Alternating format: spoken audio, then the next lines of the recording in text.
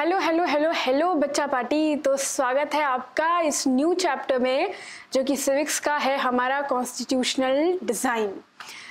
तो हमने जैसे पहले वाले चैप्टर में बात की थी डेमोक्रेसी के बारे में, राइट। तो अब हम अपने नेक्स्ट पढ़ाव के ऊपर बढ़ते हैं, हमारे नेक्स्ट लेवल पे बढ़ते हैं और बात करते हैं कॉन्स्टिट्यूशन के बारे में। तो आज का हमारा चैप्टर है कॉन्स्टिट्यूशनल डिज़ाइन।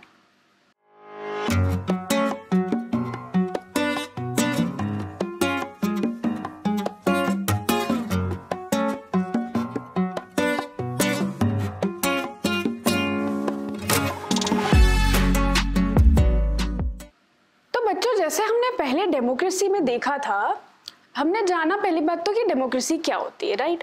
और उसके बाद हमने एक बेसिक चीज देखी वहां पे कि डेमोक्रेसी में कुछ अधिकार होते हैं लोगों के पास जिसको ना गवर्नमेंट वायलेट नहीं कर सकती, यानी कि उसको इग्नोर नहीं कर सकती। कुछ ऐसे राइट्स है हमारे पास, सिटीजन के पास। और गवर्नमेंट या सरकार जब भी कोई निर्णय लेती है किसी भी देश के लिए, वो कुछ दायरे में रह के ही डिसीजन ले पाती है। यानी कि मैंने कहा था ना, एक किताब होती है हमारे पास जिसको एक रूल बुक कहते हैं हम। उस किताब में सारे रूल्स, लॉज, रेगुलेशन, राइट सब कुछ लिखा जाता है और उसी के दायरे में किसी भी सरकार को अपना निर्णय लेना रहता है। तो सरकार उस जो रूल बुक है उसको छोड़ के अपने नए कानून, अपनी नई राइट्स और या फिर कुछ अलग ही चेंज करना, ये सब नहीं कर सकती है, राइट। हमने देखा था ये। तो क्या है ये रूल बुक, ये कैसी रूल बुक है, क्यों बनती है, होती क्या है, ये जरूरत क्यों है ऐसी रूल बुक की। गवर्नमेंट को तो सब मालूम होना चाहिए, राइट। इसी रूल बुक को हम एक्चुअली कॉन्स्टिट्यूशन बोलते हैं। हिंदी में देखें तो संविधान कहते हैं इस रूल बुक को, यानी कॉन्स्टिट्यूशन को। कॉन्स्टिट्यूशन इंग्लिश में, संविधान हिंदी में आता है। तो काफी लोगों ने संविधान सुना होगा, तो यही इंग्लिश में कॉन्स्टिट्यूशन होता है, राइट। तो चलो हम आगे और भी ज्यादा डिस्कस कर लेते हैं कि कॉन्स्टिट्यूशन क्या रहता है। तो यहाँ मैंने आपको जैसे स्क्रीन पे स्लाइड्स भी दिख रही होंगी, यहाँ मैंने यही अभी जस्ट आपको बोला था कि in a democracy the rules are not free to do what they like, there are certain basic rules जो कि कोई भी सिटीजन के पास होते हैं, गवर्नमेंट को फोकस करना ही पड़ेगा, and such rules are called as constitution. तो अब हम देखते हैं कि कॉन्स्टिट्यूशन क्यों ज़रूरत है, राइट। और कॉन्स्टिट्यूशन कैसे बनता है, क्यों बनता है, ये सब हम चीज़ें देखेंगे इस चैप्टर में। बहुत इंटरेस्टिंग चैप्टर है, मालूम पड़ेगा कि कौन सी राइट्स, कौन सी लॉज चीज़ें हमारे पास है, और एक बेसिक किस नींव पे हमारा संविधान बना है, ये भी हम देखेंगे। तो बड़ा मजा आएगा, राइट। पर उससे पहले, जैसे हम हर चैप्टर में सिविक्स में कहानियां बहुत सारी देखते हैं, है ना। तो आज के भी चैप्टर में हम एक बड़ी इंटरेस्टिंग कहानी देखेंगे। वो कहानी है अगेन हमारी क्रिकेट टीम के साथ, जिसके साथ हम क्रिकेट खेलते हैं। अभी वर्ल्ड कप भी हुआ था, है ना। सिट्टी पिट्टी गोल आ जाती है हमारी जब हमारे सामने प्लेयर आ जाते हैं साउथ अफ्रीका के।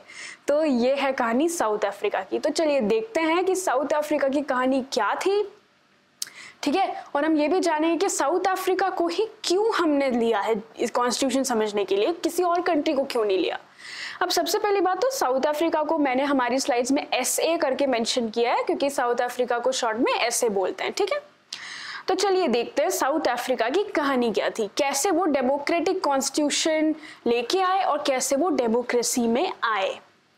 तो साउथ अफ्रीका जो है ये अपनी अफ्रीका में एकदम लास्ट जो है ना कंट्री, एकदम अफ्रीका की अगर आप मैप खोलोगे एकदम लास्ट में साउथ अफ्रीका है, तो वो हमारी कंट्री है।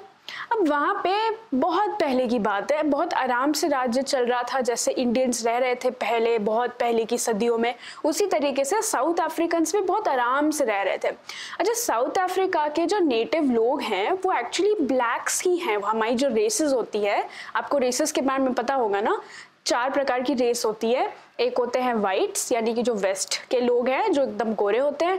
दूसरे होते हैं ब्राउन रेस, जो कि इंडियन और इंडियन सब कॉन्टिनेंट में जितने भी कंट्रीज हैं हम सारे ब्राउन्स होते हैं। तीसरे आते हैं ब्लैक्स, जो कि अफ्रीका में रहते हैं, उनको ब्लैक्स कहते हैं क्योंकि वो थोड़े ब्राउन ही रहते हैं, बट ब्राउन से थोड़े से ज़्यादा डार्कर शेड रहती है। और चौथे आ जाते हैं अपने येलो रेस, जो कि हमारे ईस्ट साइड ऑफ एशिया में रहते हैं, राइट। तो ये हमारे रेसेस हैं, ठीक है, अलग अलग प्रकार के ह्यूमन बींग्स है, फाइन। जैसे इंडिया में ब्राउन्स रहते हैं, वैसे साउथ अफ्रीका में शुरू से ही ब्लैक्स रहते थे, ठीक है, कोई दिक्कत नहीं है।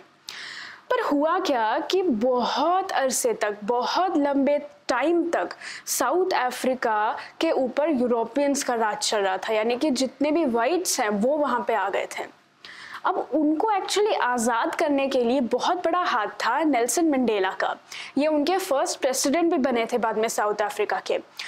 उन्होंने बहुत सारी लड़ाइयाँ लड़ी अगेंस्ट द ऑपरेसिव रिजीम जो कि हमारे वाइट लोग लेके आए थे, ठीक है। अब वो क्या लेके आए थे वो भी हम आगे देखेंगे। बेसिकली उन्होंने अगेंस्ट द ऑपरेसिव रिजीम बात की, वो और 7 other leaders were sentenced to life imprisonment in 1964 for opposing the apartheid regime in South Africa. यानी कि कुछ तो भी साउथ अफ्रीका में ऐसा चल रहा था जिसके कारण नेल्सन मंडेला और 7 और लीडर्स ने बहुत बड़ी क्रांति लाई साउथ अफ्रीका में वाइट्स के खिलाफ 1964 में, जिसके कारण उनको लाइफ इम्प्रिजनमेंट की सजा दी गई एंड 28 इयर्स तक जो है नेल्सन मंडेला अपने प्रिजन में थे। अच्छा, उनका प्रिजन साउथ अफ्रीका में सबसे डेडली प्रिजन है उनका रॉबिन आइलैंड, वो वहाँ पे थे। तो जो रॉबिन आइलैंड है ना, ये एकदम इंडिया के काला पानी जैसा है। आपने सुना होगा ना, काला पानी की सजा दी जाती थी पहले, यानी कि एकदम कंट्री से दूर कहीं तो समुद्र के बीचों बीच रखा जाता था। ये जो काला पानी है ये एक्चुअली अंडमान एंड निकोबार के आइलैंड्स में मौजूद है। कभी आपको जाने का मौका मिलेगा तो काला पानी को जरूर देख के आइए, आजकल टूरिस्ट स्पॉट है वो। तो जैसे काला पानी इंडिया में था उसी तरीके से साउथ अफ्रीका में रॉबिन आइलैंड था, एकदम पानी को के बीचों बीच काला पानी की सजा में उनको रख दिया था। तो अगर इतना सब हुआ था तो बेसिकली साउथ अफ्रीका में चल क्या रहा था, इतनी सारी क्रांति क्यों, किस लिए? साउथ अफ्रीका में एक्चुअली अपार्थीड सिस्टम चल रहा था। अपार्थीड का मतलब होता है कोई ऐसा रेशियल डिस्क्रिमिनेशन जो कि डिवाइड कर दे लोगों को on the basis of their skin colour. And ये बहुत ही ज़्यादा यूनिक था टू साउथ अफ्रीका बिकॉज वहाँ पे उनके जो वाइट्स हैं, बेसिकली जो यूरोपियन जो वाइट्स वहाँ पे आए थे, उन्होंने ब्लैक्स को एकदम अलग ही कर दिया था। ये बेसिकली रेसिज्म जैसा होता है ना, आपने रेसिज्म सुना होगा, just because you belong to a particular colour आप लोगों को इज्जत नहीं दी जाती है, आप लोगों को कहीं अनटचेबिलिटी जैसा ट्रीट किया जाता है, अच्छे से ट्रीट नहीं किया जाता, एक राइट्स नहीं मिलते हैं आपको, या राइट्स नहीं मिलते हैं कोई भी चीज़ करने के। उसी तरीके से अपार्थीड भी रहता है, बट ये racial discrimination unique to South Africa था। वहाँ पे यूरोपियन लोगों ने ये किया। जस्ट लाइक अगर अपार्थीड को आपको ऐसे समझना है कि इंडिया के पर्सपेक्टिव में क्या होगा, तो जैसे इंडिया में पहले कास्ट सिस्टम चल रहा था उसी तरीके से साउथ अफ्रीका में अपार्थीड सिस्टम चल रहा था कि भाई तुम अगर एक कलर के व्यक्ति हो तो तुम्हें अच्छे से हम ट्रीट ही नहीं करेंगे। ये और वो भी जनरली डार्क स्किन कलर जिनके भी हैं उन्हीं के साथ ये अपार्थीड सिस्टम चल रहा था। तो जैसे आपकी टेक्स्ट बुक्स में भी इस तरीके के पोस्टर्स दिखाए गए, राइट? तो इस तरीके के पोस्टर्स या बैनर्स साउथ अफ्रीका में बहुत प्रेवलेंट थे, बहुत प्रचलित थे। हर जगह इस टाइप के पोस्टर्स लगे हुए थे कि natives, Indians and coloureds people stay out of such sites, या फिर आपको वहाँ जाना ही अलाउड ही नहीं है। इवन आपने देखा होगा कि अपने इंग्लैंड में भी, पहले यूके में भी इस तरीके के पोस्टर्स इंडियंस के लिए बहुत ज़्यादा कॉमन थे कि be aware of Indians and dogs, या फिर Indians and dogs are not allowed in this cafe, in this restaurant. इस तरीके की चीज़ें बहुत कॉमन थी और यही चीज़ वाइट्स एक्चुअली बहुत ज़्यादा कर रहे थे पूरी दुनिया के ही ऊपर। एक्चुअली जो भी गोरा आदमी नहीं है उनके साथ वो बहुत गंदा बर्ताव करते थे, एकदम इस तरीके से। एंड साउथ अफ्रीका में भी ऐसा ही हुआ। तो बेसिकली साउथ अफ्रीका में इतना सब सिस्टम, रेशियल, ये सब जो चल रहा है, हमने समझ लिए तो लिया कि ठीक है अपार्थीड चल रहा था, यूरोपियंस ने उनके साथ अच्छा नहीं किया, उनको एक अलग ही दर्जा देने की कोशिश की, जैसे अनटचेबिलिटी की, भाई तुम्हें हम एकदम अलग ही रख देते हैं जस्ट बिकॉज तुम रंग में गोरे नहीं हो हमसे, इसीलिए। तो ये सब कैसे हुआ, कहाँ से आए वाइट्स? जबकि साउथ अफ्रीका तो अभी मैंने कहा कि वो तो ब्लैक्स का देश है, वहां पे तो शुरू से ही ब्लैक्स थे। जैसे इंडिया में शुरू से ब्राउन्स है, हम सब है, उस तरीके से वहां पे तो ब्लैक्स थे। तो हुआ क्या था कि 17 एंड 18 सेंचुरी में एक्चुअली यूरोपियंस जो है, स्पेशली वाइट यूरोपियंस, ठीक है, मतलब यूरोपियंस तो वाइट ही होंगे, तो जो वाइट्स थे वो बहुत अलग अलग देशों में जा रहे थे। 17 एंड 18 सेंचुरी की बात है। अगर आपने हिस्ट्री में भी चैप्टर देखा होगा कि यूरोप का कैसे एक्सपेंशन हुआ, क्या क्या हुआ, तो 17 और 18 सेंचुरी में एक्चुअली वो बहुत इधर उधर जाने की तलाश में थे। उनको बहुत न्यू चीज़ें मिल रही थी, उनको न्यू नेशंस मिल रहे थे जस्ट लाइक इंडिया, ताकि वो ट्रेड बढ़ा सके, अपने देशों में जाके ट्रेड बढ़ा सके और जिस देश में वो जा रहे हैं उस देश का फायदा ले सके। और इसीलिए एक्चुअली वो लोग हमसे बहुत सारे ही देशों से बहुत जल्दी डेवलप बढ़े, क्योंकि उन्होंने पहले ही सब कुछ अलग अलग देशों में जाके अपना ट्रेडिंग या व्यापार चालू कर दिया था। ये बात थी, बाकी सारे देश आराम से रह रहे थे। तो जैसे इंडिया को इन्होंने ऑक्यूपाई किया ब्रिटिशर्स ने, उसी तरीके से गोरे लोगों ने, सिर्फ ब्रिटिशर्स ही नहीं, सारे जितने भी यूरोप के वाइट से अलग अलग देश है ना, यूरोप में भी ब्रिटिश जो अपना ब्रिटेन है वो एक अलग देश है यूरोप का, उसी तरीके से बहुत सारे देश थे यूरोप के जो कि 17-18 सेंचुरी में बाहर जा रहे थे। तो जैसे इंडिया को ब्रिटिशर्स ने अपना राज किया इंडिया पे, वैसे ही ये लोग जाके साउथ अफ्रीका में भी बस गए।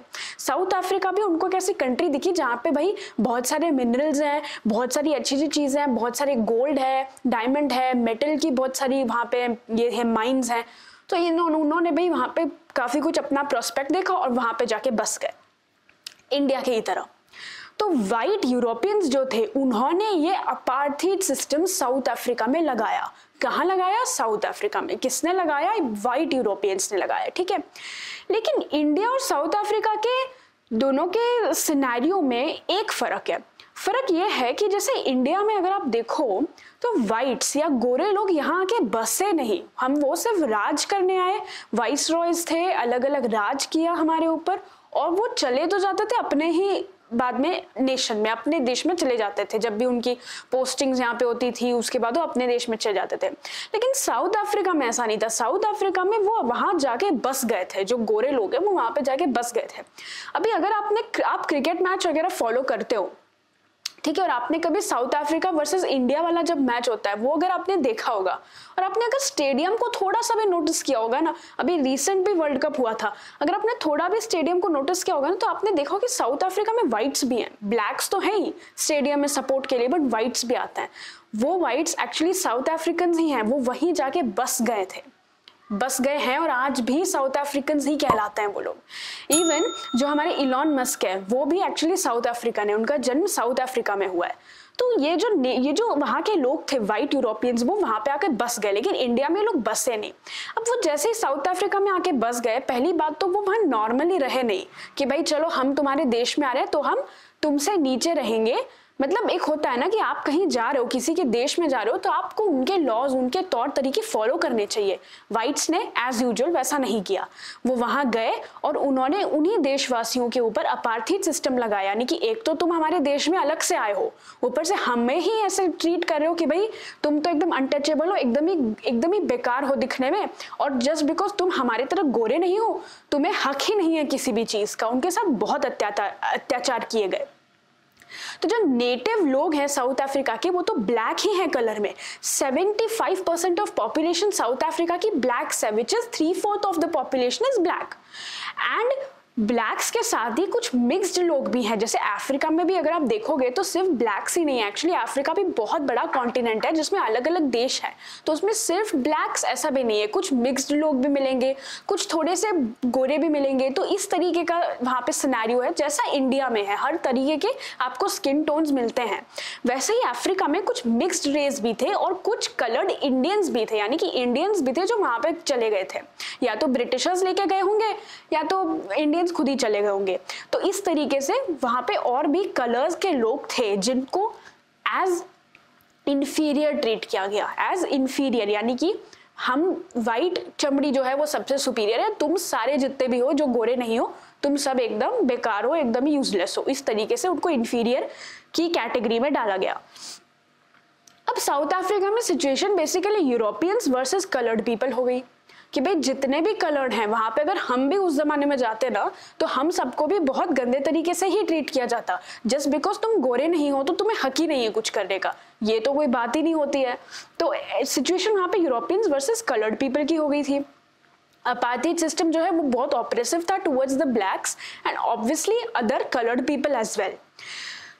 इतना ही नहीं, यहाँ तक कि वहाँ पे कुछ एरियाज डिसाइड किए गए थे जो कि सिर्फ वाइट्स के लिए है या तो सिर्फ ब्लैक्स के लिए है। वहाँ पे भी जो ब्लैक्स है वो कुछ कुछ एरियाज में जा ही नहीं पाते थे।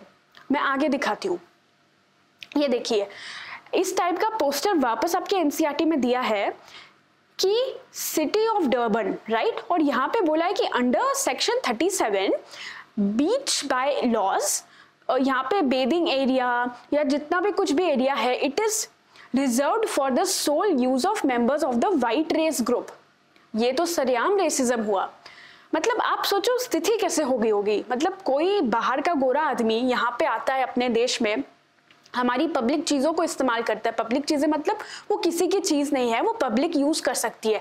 बीच हो गए, रोड्स हो गए, बाकी जितनी भी हवा है, जो भी चीज़ें सारी पब्लिक है भाई, कोई भी यूज़ करता है। अभी कल को जस्ट बिकॉज तुम गोरे हो और इसलिए बोल देते कि नहीं तुम हवा ही मत लो, तुम ऑक्सीजन ही तुम डिजर्व ही नहीं करते, तुम बीच में मत जाओ क्योंकि तुम बीच डिजर्व नहीं करते, तुम यहाँ मत रहो क्योंकि तुम ये डिजर्व नहीं। और क्यों डिजर्व नहीं करते? जस्ट बिकॉज तुम डार्क हो स्किन कलर में, तो ये कोई बात नहीं होती। लेकिन अगेन गोरे लोगों ने वही किया, तो अपने ही देश में वो एक नौकर जैसे रहने लग गए थे। कौन? साउथ अफ्रीकन, जबकि उनका ही देश है और 75% ऑफ पॉपुलेशन वहां पे ब्लैक ही है।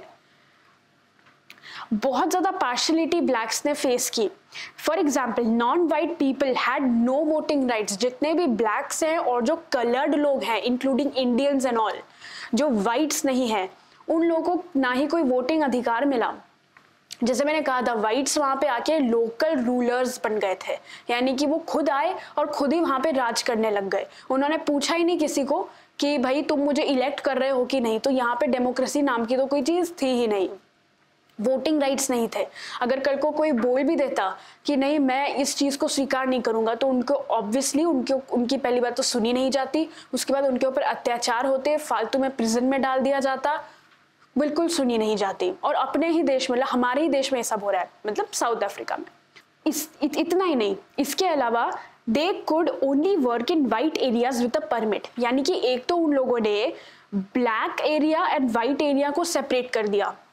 मतलब एक ही घर है और उस घर को बोल दिया आप ये घर सिर्फ यहाँ पे गोरे लोग रह सकते हो, इस घर में यहाँ इस घर में सिर्फ कलर्ड लोग रह सकते हैं, ब्लैक लोग रह सकते हैं। और फिर बाद में बोल दिया कि जो वाइट एरियाज हैं, जैसे कि अभी हमने पोस्टर में देखा था कुछ बीच के एरियाज हैं जो कि सिर्फ वाइट रेस के लिए परमिटेड है। अगर ब्लैक्स को वहां पे जाना भी है कुछ काम करने, तो वो एक स्पेशल परमिट के साथ ही जा सकते हैं, नहीं तो उनको अलाउड ही नहीं है वहां पे जाना, जबकि उनका ही देश है ये।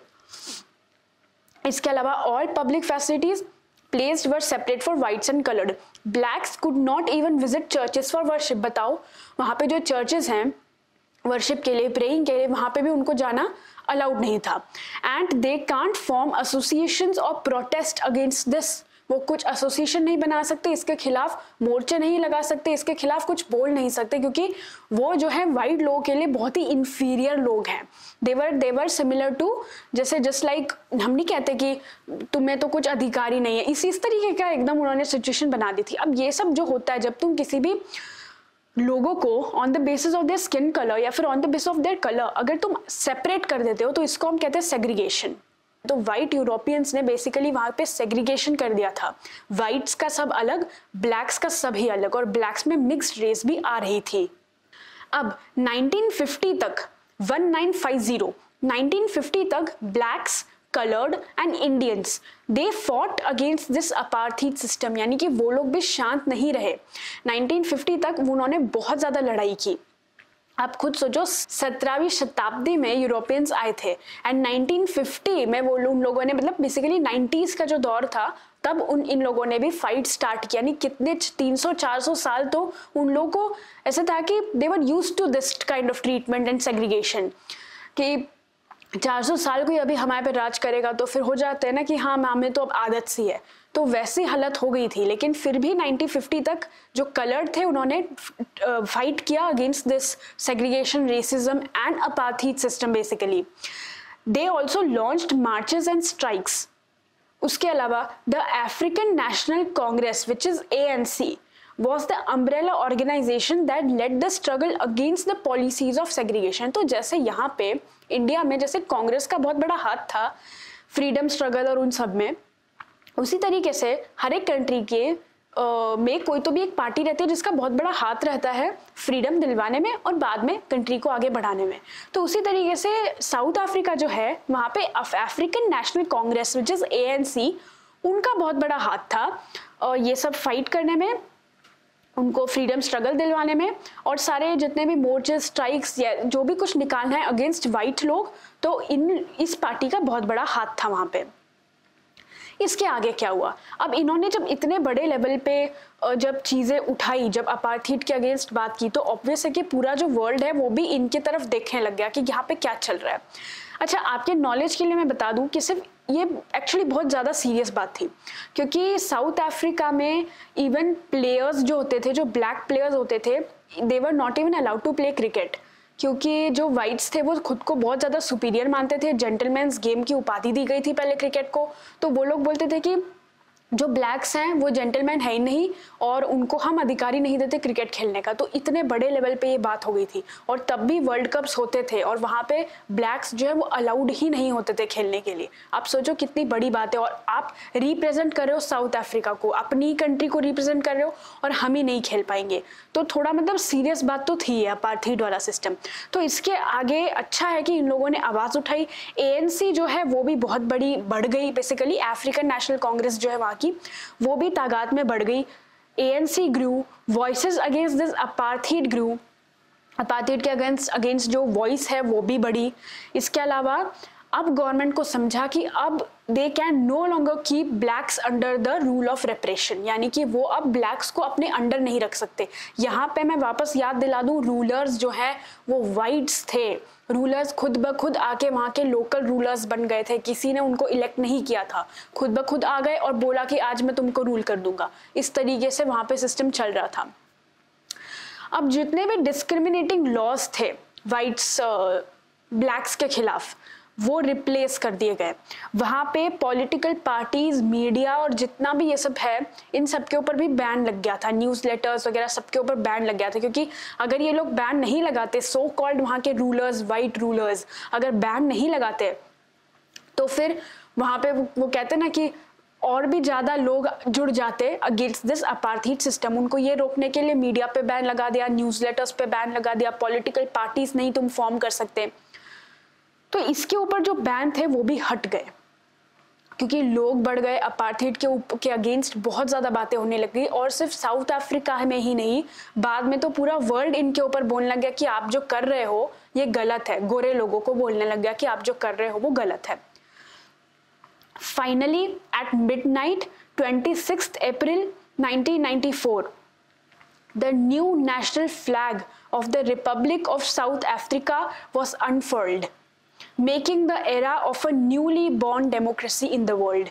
ये लाइन मुझे बहुत अच्छी लगती है। फाइनली 26 अप्रैल में साउथ अफ्रीका का नया फ्लैग आया एंड एक नई डेमोक्रेसी का जन्म हुआ इस दुनिया में। यानी कि अब साउथ अफ्रीका खुद को डेमोक्रेटिक बोल रही थी, यानी कि जो वाइट यूरोपियंस थे वो भी फाइनली ANC के सामने झुक गए। उन्होंने कहा कि हाँ, हमने गलत किया और अब हम दोनों मिलके डेमोक्रेसी लेके आएंगे साउथ अफ्रीका में। यहाँ पे अगेन नोट करने वाली बात यह है कि जो वाइट यूरोपियंस थे वो वापस लौट के गए नहीं, क्योंकि इतने सालों 400-500 तो साल हो गए उनको अफ्रीका में, तो अब वो साउथ अफ्रीका में ही बस गए थे। इसीलिए आज भी जब हम स्टेडियम वगैरह में मैच देखते हैं तो जो हमें वाइट्स दिखते हैं वो साउथ अफ्रीकन ही हैं। उनको जाके यूरोपियंस मत बोल देना, वो साउथ अफ्रीकन ही हैं। नेशनैलिटी, एथनिसिटी उनकी, एथनिसिटी अलग है, नेशनैलिटी उनकी वही साउथ अफ्रीकन है, और बहुत पहले से साउथ अफ्रीका में आके बस गए। तो वो लोग तो कहीं गए नहीं, वो वहीं पे थे। तो after 28 years of imprisonment, Nelson Mandela was freed and became first president of South Africa।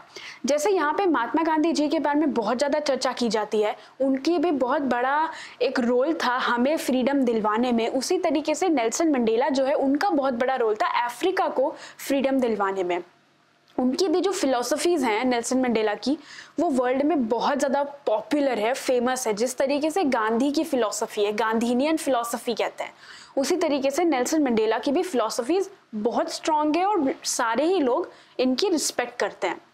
अब government of South Africa was now multiracial, यानी कि पहले तो government of South Africa was only comprised of whites, क्योंकि वहाँ पे whites खुद ही आके रूल करने लग गए। लेकिन अब जो कि ब्लैक्स ने भी अपनी आवाज़ उठा ली, उनके साथ जो मिक्स्ड रेस थी, मिक्स्ड रेस मतलब दोनों के रेस के बीच के जो काफ़ी बार बच्चे होते हैं उनको मिक्स्ड रेस कहते हैं, ठीक है। कभी कभार मम्मी वाइट है, डैड ब्लैक है, या फिर वाइस वर्सा डैड वाइट है, मॉम ब्लैक है, तो जो बच्चा बनेगा वो मिक्स्ड रेस बनेगा, राइट। तो जो मिक्स्ड रेस लोग हैं उन्होंने भी आवाज उठाई थी। तो अब जो उनकी गवर्नमेंट है ये अब वाइट नहीं रही, ये मल्टी रेशियल, यानी कि हर रेस के लोग इनकी गवर्नमेंट का हिस्सा थे। इसके अलावा ब्लैक लीडर्स जो वहां पे थे, एएनसी वगैरह के जो ब्लैक लीडर्स थे, उन्होंने अपनी जनता से, स्पेशली ब्लैक जनता से ये दरखास्त किया कि आप वाइट्स को माफ कर दो, आप उनके एट्रोसिटीज जो भी उन्होंने कमिट किए हैं उनको माफ कर दो, उनको फॉरगिव करो, क्योंकि अब हम फाइनली एक न्यू साउथ अफ्रीका की तरफ बढ़ रहे हैं। और अभी वही गिले शिकवे रखने का कोई मतलब नहीं, क्योंकि वाइट्स वापस तो भाई यूरोप में जाते नहीं, उनको वहां पे जाके आइडेंटिटी क्राइसिस हो जाता है कि हम यहाँ के हैं कि कहाँ के हैं, तो वो तो वैसे भी जाने नहीं वाले। तो अब कोई ग्रुप अगर जाने ही नहीं वाला है, उसी देश में बस गया है, तो फिर वो एट्रोसिटी और वो सब रिग्रेट और जो भी है गिले शिकवे रखने का भी कोई मतलब नहीं है। तो ये एक बहुत बड़ा डिसीजन था जो ब्लैक लीडर्स ने या फिर जो एएनसी ने किया कि भाई उनको माफ कर दो और अब एक न्यू कंट्री का हम करते हैं यहाँ पे, मतलब एक न्यू कंट्री को हम जन्म देते हैं। अच्छा, इसके आगे हम देखते हैं कि all these things actually led to a constitution. So now steps towards constitution क्या था। बेसिकली अब जो लीडर्स थे साउथ अफ्रीका के, बीट एनीवन, बीट वाइट और ब्लैक, एनी लीडर, उनको भी अभी बस हो गया था कि बस करो यार अब, है ना, इस टाइप का। तो जितने भी लीडर्स थे साउथ अफ्रीका के, irrespective of their races, they all wanted South Africa based on equality to all races, genders, democratic values, social justice and human rights. अब कोई भी लीडर जो था वो ये नहीं चाहता था कि भाई यहाँ पे इनइक्वालिटी हो on the basis of anything, race हो, जेंडर हो, डेमोक्रेटिक वैल्यूज ही ना हो, यानी कि भाई हम इलेक्ट ही ना कर पाए, ऐसा सब उनको नहीं चाहिए था। लोगों को जस्टिस मिले भले ही उनका स्किन कलर कुछ भी हो, और ह्यूमन राइट्स, जो बेसिक ह्यूमन राइट्स हैं, वो भी हर इंसान को प्राप्त हो। तो इस गोल के तरफ एक्चुअली लीडर्स बढ़ा रहे थे अपना south Africa. The party that ruled through operation, यानी कि जिस पार्टी ने, बेसिकली वहां पे ऐसे कोई पार्टी नहीं थी, लोकल रूलर्स थे, बट स्टिल एक नेशनल पार्टी थी वहां पे साउथ अफ्रीका में, जो कि वाइट्स, बहुत उसमें वाइट्स थी तो बोल सकते कि उन्होंने अफ्रीका के ऊपर बहुत बहुत बेकार तरीके से, मतलब बहुत अच्छे तरीके से नहीं रूल किया, अपार्थाइड वगैरह लाया और बहुत ब्रूटल किलिंग्स भी किए वहां पे just because they were blacks. तो जो एनपी, जो वहां की पार्टी थी NP, they did all the brutal killings, और जो फ्रीडम स्ट्रगल वाली पार्टी थी वो थी ANC, which is African national Congress.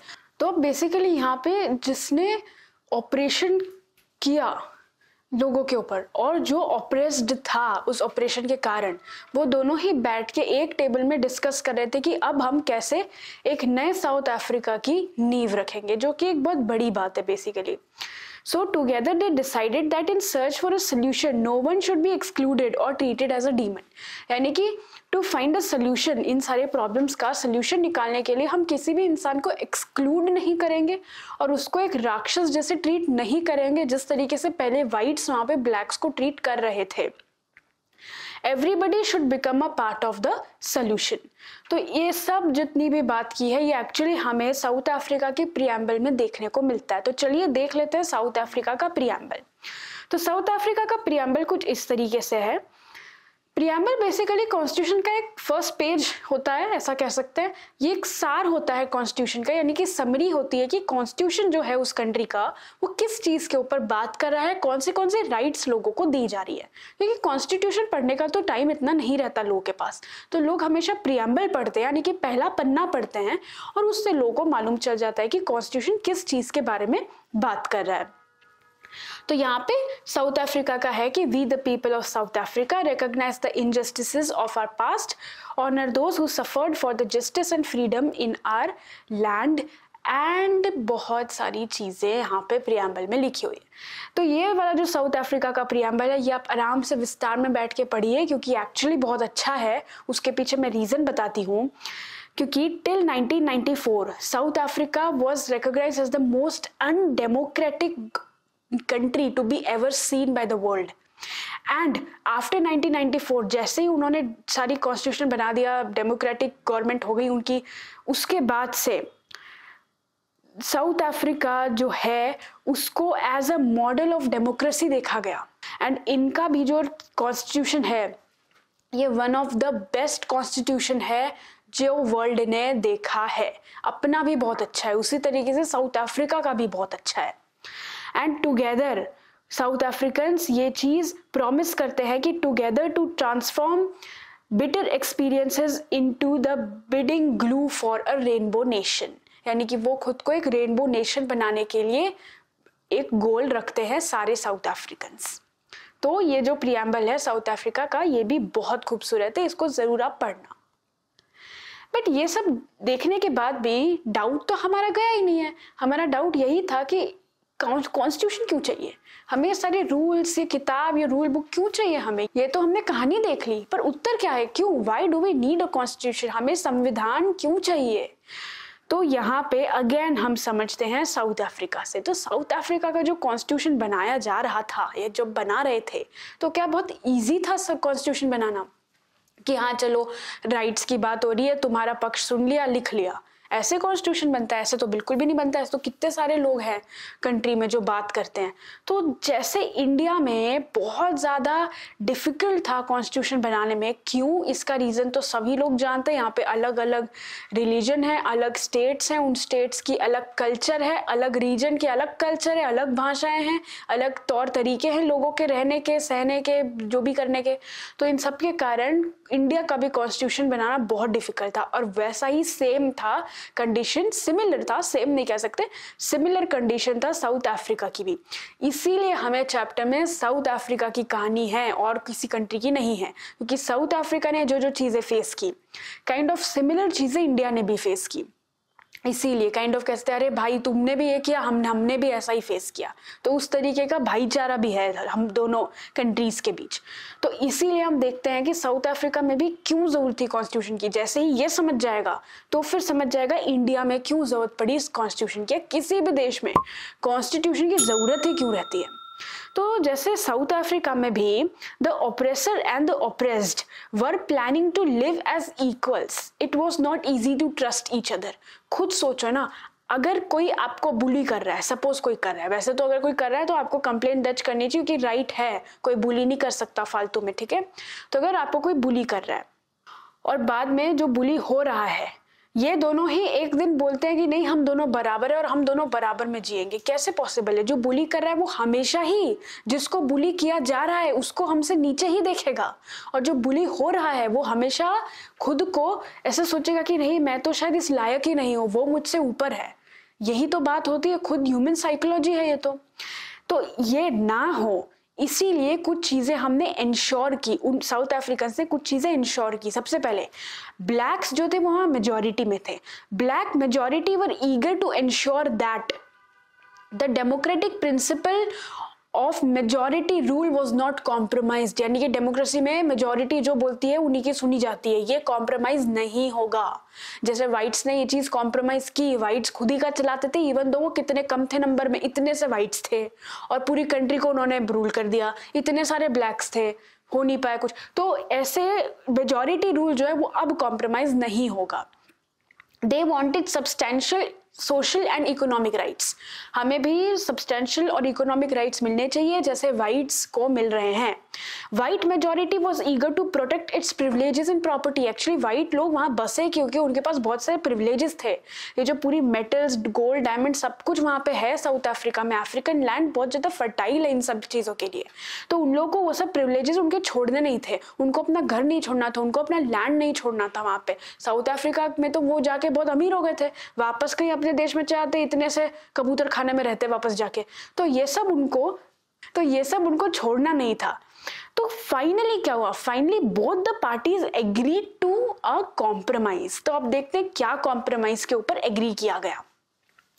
Whites जो थे, whites agree to first the principle of majority rule and that 1 person 1 vote, यानी कि मेजोरिटी रूल की सुनी जाएगी, 1 पर्सन 1 वोट होगा।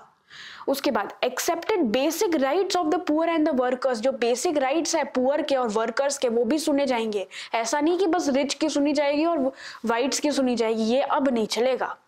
ब्लैक्स ने भी क्या एग्री किया, ब्लैक्स ने ये एग्री किया कि the majority rule would not be absolute rule, क्योंकि काफी बार क्या होता है मेजॉरिटी मॉब मेंटालिटी लेके आ जाती है कि भाई हम जो करें हम ही सही है सही है सही, ये भी नहीं चलेगा। अगर व्हाइट्स माइनॉरिटी में है तो माइनॉरिटी की भी सुनी तो जाएगी, फिर डिसाइड किया जाएगा कि कौन सही है। तो ब्लैक्स का भी जो मेजॉरिटी रूल है वो भी कोई एब्सोल्यूट नहीं रहेगा। The majority would not take away the property of the white minority, यानी कि गुस्से गुस्से में ब्लैक्स जो है वो सेम अत्याचार व्हाइट्स पे भी नहीं करेंगे जैसे व्हाइट्स ने किया। वो कहते हैं ना two wrongs doesn't make a right, अगर उन्होंने ऐसा हमारे साथ किया वापस हम भी उनके साथ ये कर दें तो फिर दोनों पार्टीज में डिफरेंस क्या होगा। हम इसीलिए अच्छे होते हैं ना क्योंकि हम वापस वैसा नहीं करते, हम सोचते हैं कि चलो कर्मा देख लेंगे।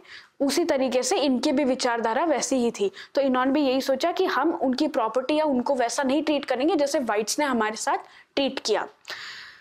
तो बेसिकली इतनी सारी चीजों के ऊपर बात की और इतनी सारी चीजों के ऊपर उन्होंने एग्री किया। लेकिन अभी आप एक बात बताओ, सिर्फ कोई बातों बातों से क्या समझ आ जाता है कि क्या हम ट्रस्ट कर सकते हैं एक इंसान को जस्ट बिकॉज वो बोल रहा है कि वो ये सब चीजें मानता है? नहीं कर सकते, कहीं पे भी नहीं कर सकते। तो how were these changes implemented? What was the guarantee that the trust will not be broken? क्या गारंटी है कि तुम सिर्फ ये बोल नहीं रहे हो और तुम दिल से मानते हो इस चीज को और तुम इस चीज को बाद में भी स्वीकार करोगे, तुम मुकर तो नहीं जाओगे बाद में? ये सब चीजें हम क्यों बोलते हैं? जैसे जिंदगी में भी अगर आप थोड़ा ऑब्जर्व करो तो जो बड़े लोग हैं वो काफी बार आपको सीख नहीं देते कि ये लिखित में लेके आओ, या फिर स्कूल में कुछ हो जाता है तो क्यों बोलते हैं कि डायरी लाओ, हम डायरी में लिखते हैं आपके बारे में कि भाई होमवर्क नहीं किया था। वो क्यों? क्योंकि वो एक रिटन रिकॉर्ड रहता है कि वो बात हुई है, ऐसा ऐसा मैंने बोला है। क्योंकि लोग तो मुकर जाएंगे कि मैंने तो ये चीज बोली ही नहीं, कहाँ कौन सा सीसीटीवी है जो यहाँ रिकॉर्ड कर रहा है। इसीलिए बातों को लिखा जाता है।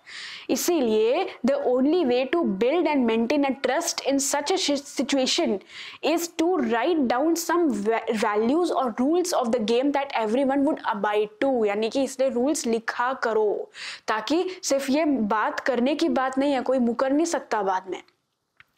These rules lay down the rulers are to be chosen in the future। ये जो रूल्स हैं वो रूलर्स के लिए भी बहुत इंपॉर्टेंट है क्योंकि वो उन्हीं रूल्स के साथ कंट्री को आगे रूल करने वाले हैं, जो भी रूलर्स आगे आते हैं। These rules also determine what the elected government are empowered to do and what they cannot। ये रूल से ये भी समझ आता है कि सरकार कौन सी चीजें कर सकती है और कौन सी चीजें नहीं कर सकती है। सरकार अपनी मर्जी से चीजें नहीं कर सकती, अगर करती है तो फिर बहुत बड़े स्ट्राइक और ऐसी चीजें हो जाती है रोड पे। Finally their rules decide the rights of the citizen. Finally जो रूल्स हैं वो जो जनता है उनके अधिकार देती है। These rules will work only if the winner cannot change them easily। Rules काम करेंगे अगर रूलर नहीं मान रहे हैं तो, एंड रूल्स के बाद में जो है रूलर भी बदले जा सकते हैं अगर कोई भी रूल का पालन नहीं हो रहा है तो इसीलिए South Africa agreed on some basic rules that will be supreme and no government can ignore these set of rules. कोई भी सरकार इन रूल्स का पालन नहीं करती है, ऐसा नहीं चलता। ये सेम चीज हर कंट्री में एक्चुअली है, चाहे वो इंडिया हो, यूएस हो, कोई भी ब्रिटेन हो, कोई भी कंट्री ले लो आप, हर जगह कॉन्स्टिट्यूशन तो होता ही है ताकि ये जो सेट रूल्स है हमारे पास, जो रिटन रूल्स हैं, इसका पालन होना ही चाहिए। एंड ये जो रूल्स हैं इन्हीं रूल्स को हम कॉन्स्टिट्यूशन बोलते हैं, संविधान बोलते हैं। यही है हमारा कॉन्स्टिट्यूशन। तो बच्चा पार्टी यहाँ तक हमने देख लिया कि साउथ अफ्रीका की कहानी क्या थी, हमने ये भी जान लिया कि कॉन्स्टिट्यूशन बेसिकली होता क्या है, सेट ऑफ रूल्स होता है। तो अब हम आगे के वीडियोस में देखेंगे और डिटेल में कि कॉन्स्टिट्यूशन और क्या होता है, और फिर हम चलेंगे अपने फेवरेट टॉपिक पे जो कि है इंडियन कॉन्स्टिट्यूशन, भारतीय संविधान। भारत का संविधान क्या होता है? सत्यमेव जयते सुना है ना, एक चैनल, एक बहुत अच्छा सीरियल भी आता था सत्यमेव जयते का, आमिर खान चलाता था, कभी मौका मिलेगा तो यूट्यूब में देखना। तो ये सब जो है ना, ये कहाँ से आए, सत्यमेव जयते कहाँ से लोगो आया है, कहाँ से सिंबल आया, ये सब क्या है? ये सब हमारे संविधान में लिखी गई चीजें हैं। तो हम ये सब आराम से विस्तार में बात करेंगे, और भी वीडियोस हम लेके आएंगे और हम देखेंगे कि भाई ये सब चीजें है क्या। तो वीडियो बहुत लंबी ना हो इसलिए हम यहीं पे स्टॉप करते हैं आज। उसके आगे का वीडियो आपको जल्द ही मिल जाएगा। और जैसे मैं हमेशा कहती हूँ, स्टडी एंड हैप्पी लर्निंग।